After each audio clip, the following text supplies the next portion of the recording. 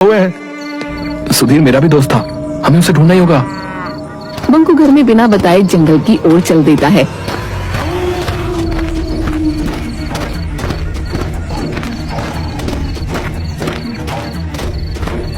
एक नदी किनारे रुककर बंकू पानी पीने लगता है। तभी एक काला नाग उसे डस लेता है। उसी समय तपस्वी देवराज वहाँ से गुजरते समय बंकू को तड़पता देख उसके पास आ जाते हैं।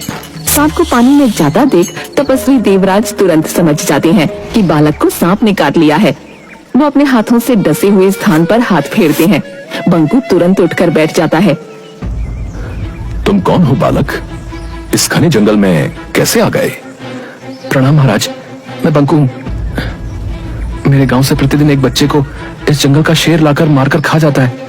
मैं उसे ही खोजने आया हूँ। तुम्हारे इस नेक कार्य से मैं प्रसन्न हुआ। जाओ, मेरा आशीर्वाद है कि कोई भी तुम्हें मार नहीं सकता। जानवर के सामने तुम में उससे 10 गुना शक्ति आ जाएगी। बंकू वहाँ से चलकर शेर की गुफा के सामने उसके गांव के बच्चों का बहुत सा कपड़ा पड़ा दिखाई देता है। वो जोर से चिल्लाता है, बच्चों का शिकार कर खाने वाले कायर शेर, बाहर निकल। दम है तो मुझसे मुकाबला करके दिखा। अबे पिद्दी बालक, भाग जा यहाँ से। शायद तू मुझे नहीं जानता। मैं कायर नहीं, मैं जंगल का राजा शेर हूँ। जा, इस गलती के लिए मैं तुझे माफ करता हूँ। जा अपने गांव लौट जा। अच्छा, तो अभी भी बड़ी बड़ी बातें निकल रही हैं। क्या राजा का यही काम है कि निरीह बच्चों को चुपके से उठा कर ले आए और उसे खा जाए? एक बार कह दिया ना कि मैं ऐसे कायरों वाले काम नहीं करता। शायद तुझे तुम्हारी मौत यहाँ खींच कर लाई है। क्यों? एक बालक के सामने अपने कुकर्मों को बताते हुए शर्म आ रही है? बस, बहुत हो गया। अब मैं और बर्दाश्त नहीं कर सकता। शेर छलांग मारकर बंकू को दबोच लेता है। दोनों में गुत्थम गुत्था हो जाती है, लेकिन कुछ ही पलों में बाजी पलट जाती है। तपस्वी देवराज के दिए हुए वरदान की वजह से बंकू शेर से जीत जाता है।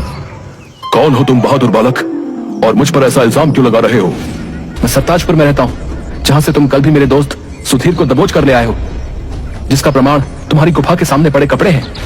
हाँ, इसको तो मैंने भी देखा है, पर ज्यादा ध्यान नहीं दिया। शेर तुरंत अपने गुप्तचर सियार को बुलाता है। गुप्तचर सियार, पता करो कि कौन मेरी गुफा के आगे ऐसी घटिया काम करके कपड़े फेंकता है।